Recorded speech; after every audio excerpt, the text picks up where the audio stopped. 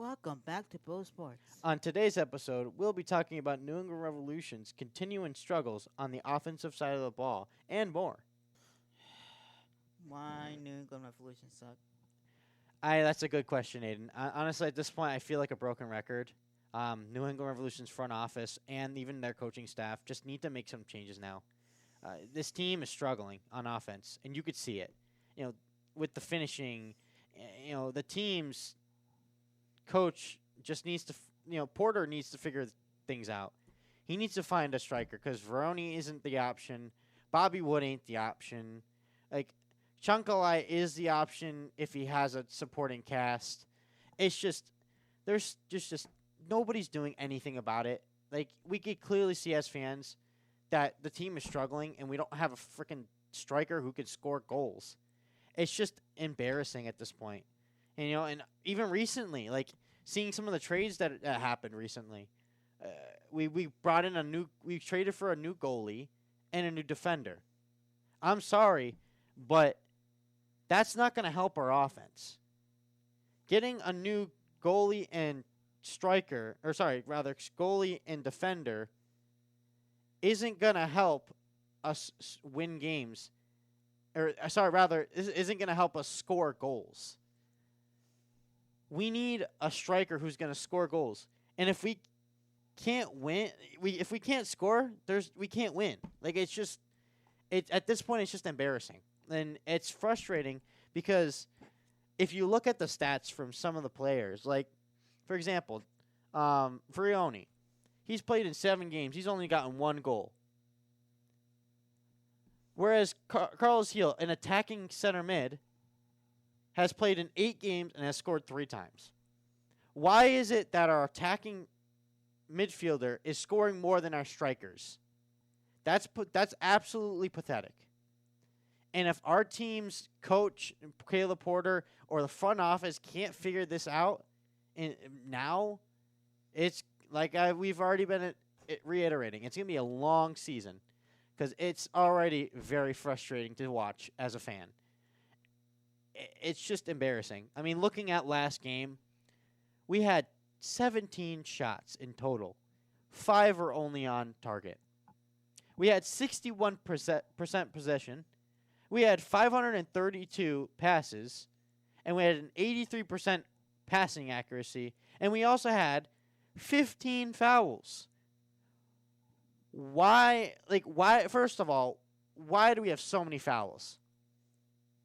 We also had 8 corners.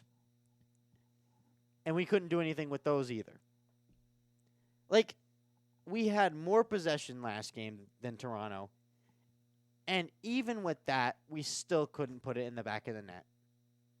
17 shots. It took Toronto 15 shots, and they had 8 on target. 17 and 5. 15 and 8. I'm sorry, but if that doesn't show how bad our attacking efficiency is, I don't know what does. So if they're not going to get their stuff together, if Caleb Porter ain't going to be able to figure out something with our strikers, we need to go out and find somebody who's going to be able to help us out there.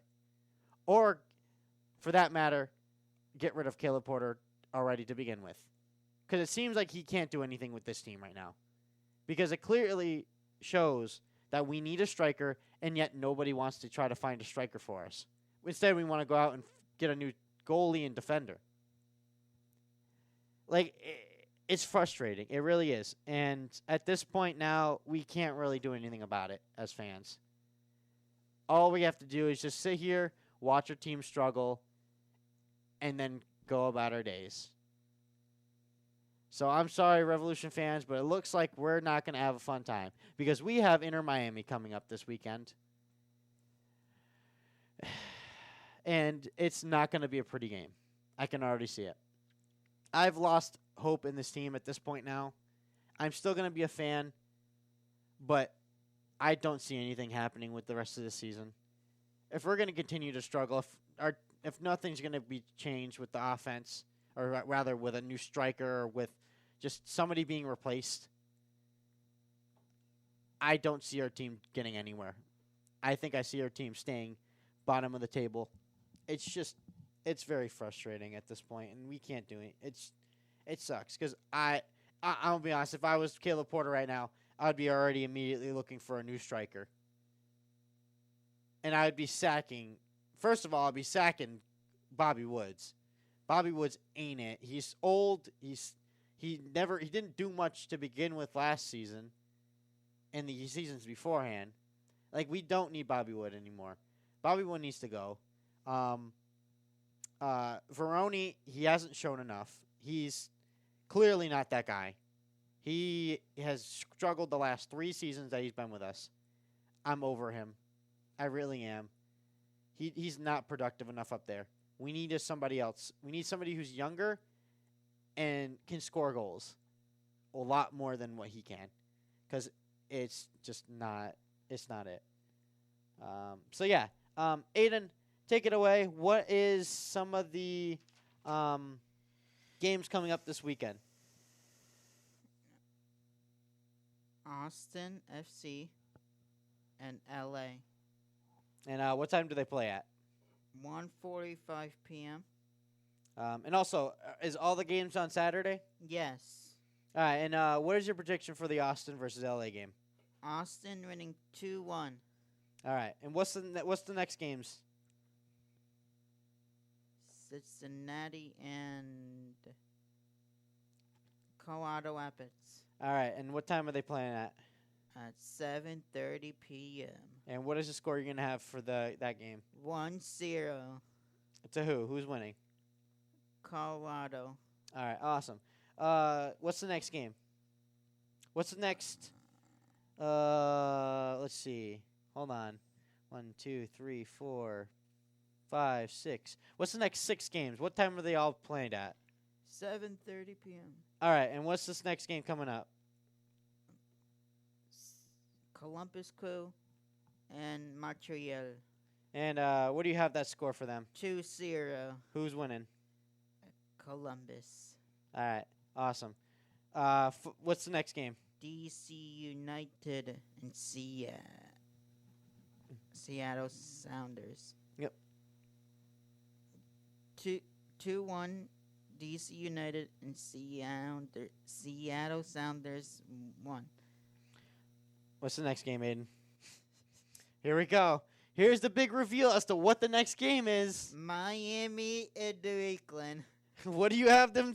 What do you have that game, Aiden? Miami winning. So okay, here first of all, we have to explain. So we were deliberating beforehand, before the podcast started, what the score could be for that game. Originally I was gonna say 4-0 to Inter Miami, just because because the last 2 weeks, Aiden's predicted the right score, but for the wrong way. He's predicted New York. What was it? New York City beating us, or we beat them 2-0.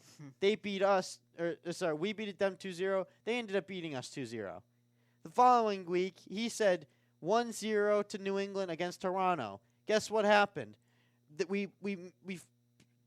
Ravos decided to block a PK or save a PK, causing the game to end in 1-0 to Toronto. I'm just saying, Aiden seems like he's very good at predicting the wrong way for the score. So what do you think the score is going to be, Aiden? Miami 2, New England 0. So hopefully, by him saying that Inter Miami is going to win 2-0, maybe miraculously we will win against Inter Miami, probably the best team in the MLS right now. I don't know how that's going to happen, but we'll figure it out. Maybe that'll happen. What's the next game, Aiden? New York FC and Charlotte. And what do you think that game's going to turn out to be? A tie. What's the score going to be? 2-2. All right. Next one. Vancouver against New York Red Bulls. Vancouver winning by 2-1. Toronto FC against Orlando City winning by 2-0. So Toronto's winning 2-0, right? Yeah. All right, awesome. What's the next game, Aiden? Philly and Salt Lake went tie What's the score gonna be, Aiden? 2-2. All right. What's the next one? Chicago Bears. No, not Chicago Bears, ding dong. This isn't football. No, it's Chicago Fire, right? Chicago Fire. Oh boy. Sorry, wrong team. Atlanta, right? Atlanta. Yeah. What's the score gonna be? 3-1. To what team? Atlanta. Oh yeah. By the way, these next 4 games are gonna be at 8:30 p.m. On Saturday. So what's the next game, Aiden? It's the Battle of Texas, right? Yeah. What are the 2 teams? Dallas and Houston. Houston win by 2-1. Dallas All right. will suck. and Yep. Lose by 1. That's right. What's the next game, Aiden? And what was your reasoning on this next game? Because No, what are the teams first off? Minnesota and Kansas City lose some leads. Yeah, Kansas City does lose a lot of leads. So what's the score going to be, Aiden, for that game? 2-1 Minnesota. 1 Yep. Kansas. All right, awesome. And what's these last 2 games on our list?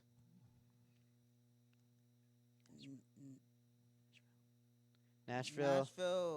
And what's the other one? San Jose will tie. What's the 1-1. Yep, that's right. And what's the last game on the list, and what time is it at? 10:30. LAFC versus the Portland Timbers. LA will win 2-1 against the Portland Timbers. There it Let's is. go, crowd. Yeah, there you go. That's it. That's the spirit, dude. Hell yeah. All right. So, as you guys, if you guys remember from last episode, if you haven't watched that last episode, I recommend you guys go and watch it. So Aiden, you mentioned last episode, or you asked the fans of our podcast what their favorite Five Nights at Freddy's character was. So read off who answered our through our comments, or rather DMs, whatever the case may be. So we had how many people respond? Let's see, 1, 2, 3, 4, 5. We had 5 people. We had Jake. What did he say? He said his favorite character was who? Bonnie. Yep. All right. And then we have Jacob next. Jacob. Jacob commented, the what character?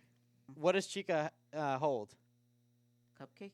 Yep. So what is he like? The cupcake. Yep. He likes the little cupcake. Now we got Vincent. Vincent. He said, I like. What's the new Freddy character? Rockstar. Yep. Freddy. Glamrock. Glamrock Freddy. Yep. Then we got Chris and Gabe. So what did Chris say his favorite character is? Springtrap. There you go. All right. And then what did Gabe say? He commented, I'd say, what's the main character's name? Freddy. There you go. So what do you have to say to them, Aiden? Thank you. Thank you for answering. Yep. Yep. So thank you for answering his question. Do you got anything else for us, Aiden? Oh, they say, go Revolution, let's ride. That's right. All right. That's all that we got for you guys this episode. I hope you guys enjoyed. This will most likely be the last episode in this studio. I don't know if it will be open next week, but I also want to add at this end of this episode, there is one of my professors, Kyle Blanchard, unfortunately will be leaving at the end of the semester. So I do want to say thank you, Kyle, for being there and helping me find my true passion in radio podcasting and also writing my blog. I've had a lot of fun doing this stuff, and I thank you for that. You were the best professor that I had, even though I only had you for one class. You were an awesome professor, and I hope to talk to you in the future, or you continue to watch our podcast. So thank you for that, Kyle. Well, again, we hope you guys enjoyed. Thank you for watching. I'm your host, Corey Raftery. Aidan host, Aidan Raftery. Yeah. At this point, it's a tradition for him to say that. But yeah, we will catch you guys in the next episode. It'll most likely probably be at our home studio at home. But again, we appreciate everybody who has watched our podcast at this point. If this is the last episode until next fall, thank you guys all for watching, and I hope you guys enjoy all the episodes that we have put out. So thank you for that. Have a good one, guys.